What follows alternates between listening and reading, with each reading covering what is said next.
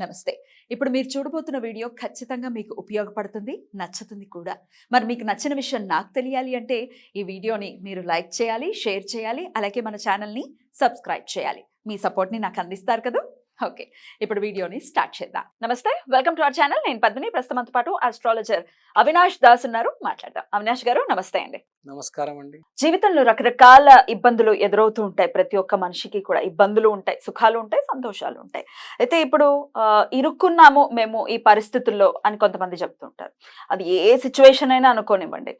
ఎవరికైనా డబ్బులు ఇచ్చి ఆ డబ్బులు మాకు తిరిగి రావట్లేదు, మేము ఇరుక్కున్నాం, మేము ఇంకొకళ్ళ దగ్గర నుంచి అడిగి తీసుకొచ్చి వాళ్ళ కోసం ఇచ్చాము ఏదో హెల్ప్ అని అంటే, వీళ్ళు ఇవ్వట్లేదు, మేము ఇవ్వాల్సి వస్తుంది. ఇట్లా ఇరుక్కునే పరిస్థితి ఉంటుంది. ల్యాండ్స్ కి సంబంధించి ఇరుక్కుంటుంటారు. ఆఫీసెస్ లో బాసెస్ ఇబ్బంది పెట్టేటటువంటి పరిస్థితి, హైయర్ అథారిటీస్ ఇబ్బంది పెడుతూ ఉన్నారు, ఇరుక్కున్నాము. ఇంట్లో డొమెస్టిక్ గా చూసుకుంటే ఇంట్లో కూడా భార్య చేత బాధింపబడేవాళ్ళు, లేకపోతే భర్త చేత ఇబ్బంది పడే ఆడవాళ్ళు, ఇట్లా ఇరుక్కునే పరిస్థితి ఉండేది అసలు ఎందువలన ఏర్పడుతుంది? దీని నుంచి బయటపడాలంటే ఏం చేయాల్సి ఉంటుందండి? ఓం నమ శివాయ, ఓం నమ వెంకటేశాయ. ఇప్పుడు మీరు అడిగిన ప్రశ్నలకి నేను ముందు ఒక ఎక్స్ప్లెనేషన్ ఇవ్వాలనుకుంటున్నాను. ఇప్పుడు చాలా మందికి పూర్వజన్మ కర్మల వల్ల రిలేషన్షిప్స్లో, ఆఫీస్లో ఇరుక్కుంటారు. మెయిన్గా సాఫ్ట్వేర్ కంపెనీస్లో మేనేజర్స్ చాలా వేధిస్తూ ఉంటారు. అవునా? ఎంప్లాయీస్ని, జూనియర్ సాఫ్ట్వేర్ ఇంజనీర్స్ని బేసిక్గా వేధిస్తూ ఉంటారు. వేధిస్తారా? అంటే పెద్ద పెద్ద కంపెనీస్ లో అయితే అట్లాంటివన్నీ కుదరదు, హెచ్ఆర్ కి చెప్తే సీరియస్ యాక్షన్ ఉంటుంది అని అంటారు, లేదా? లేదండి, ఫ్రాంక్ గా చెప్పాలంటే మేనేజర్ మీద, ఇప్పుడు టీమ్ లీడర్స్ మీద అంత తొందరగా యాక్షన్ తీసుకోరు. అది నిజమే, మనకు తెలుసు. సాఫ్ట్వేర్ ఫీల్డ్ టచ్ కూడా ఉంది కాబట్టి యు నో ద బెటర్. మీరైనా ఏ ఆఫీస్ లో అయినా పై అధికారి మీద మీరు కంప్లైంట్ చేస్తే అంత ఈజీగా ఎవరు తీసుకోరండి, యాక్షన్ ఉండదు. అదే చిన్న స్థాయి ఎంప్లాయీ మీద కంప్లైంట్ ఇస్తే వాడిని తీసేయడం కూడా చాలా సార్లు జరుగుతుంది. అది కాకుండా సాఫ్ట్వేర్ కంపెనీల్లో, ఇంజనీరింగ్ కాలేజీల్లో, మెడికల్ కాలేజీల్లో కూడా ర్యాగింగ్ చేస్తూ ఉంటారు సీనియర్స్ జూనియర్స్ ని. మెయిన్ గా అసలు ఈ మధ్య చూసుకుంటే సాఫ్ట్వేర్ కంపెనీస్ లో మానసిక ఆందోళన అనేది చాలా ఎక్కువ అయిపోయింది. మెయిన్ గా junior software engineers, mid level software engineers ని, సీనియర్ సాఫ్ట్వేర్ ఇంజనీర్స్ ని కూడా వేధించడం జరుగుతుంది. ఈ టీమ్ లీడర్స్ అనేది, ప్రాజెక్ట్ మేనేజర్స్ అనేది. ఇలా ఎందుకు జరుగుతుందంటే మన పూర్వజన్మ, మన బిహేవియర్ వల్ల ఈసారి ఇట్లా మనని వేధిస్తున్నారు.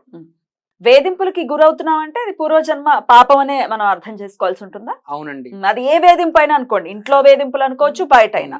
90% పూర్వజన్మదే జీవితం కాబట్టి 90% పూర్వజన్మ నుంచి వచ్చిన కర్మలే కాబట్టి మిమ్మల్ని వేధిస్తూ ఉంటారు. 10% ఈసారి ఎవరైనా కొత్తగా మిమ్మల్ని టార్గెట్ చేసి మొదలెట్టొచ్చు, కానీ 90% పూర్వజన్మలు సుకృతం వికృతం ఏదైనా కావచ్చు.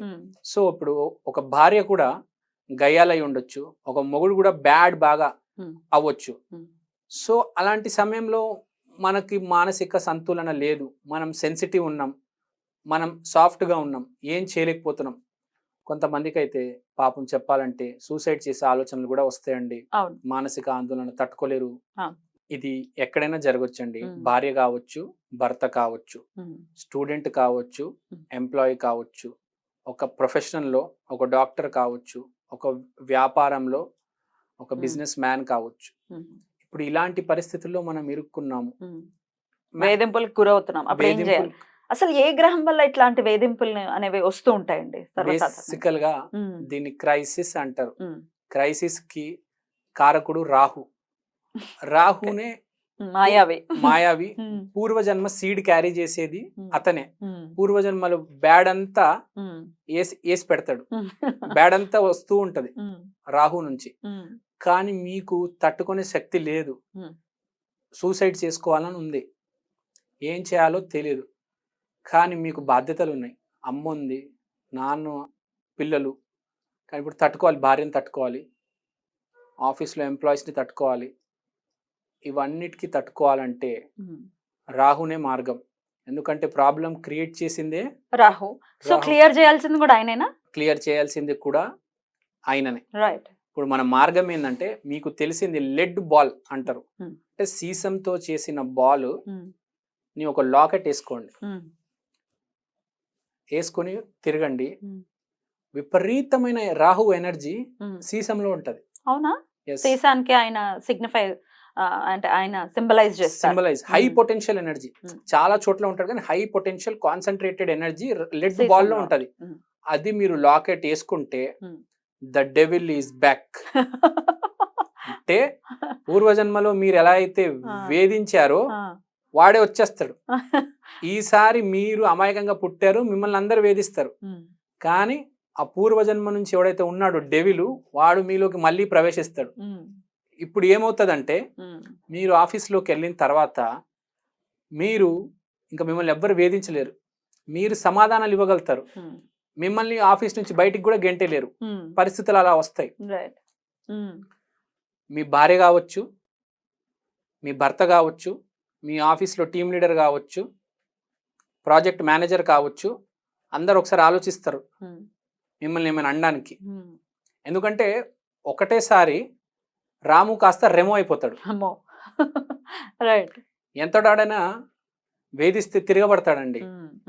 పిల్లని కూడా అంతే, రూమ్ లో కట్టేసి కొట్టేస్తే ఏమవుతుంది, పూల్ అయిపోతుంది కదా. పూల్ అయిపోతుంది అది.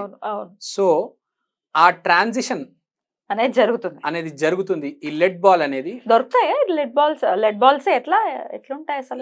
లెడ్ బాల్స్ అనేది చాలా మామూలుగా మనం చాలా ఈజీగా దొరుకుతుంది అండి. లెడ్ అనేది చాలా ఈజీగా దొరుకుతుంది. మీరు ఎక్కడైనా దొరుకుతుంది లెడ్ బాల్ అనేది.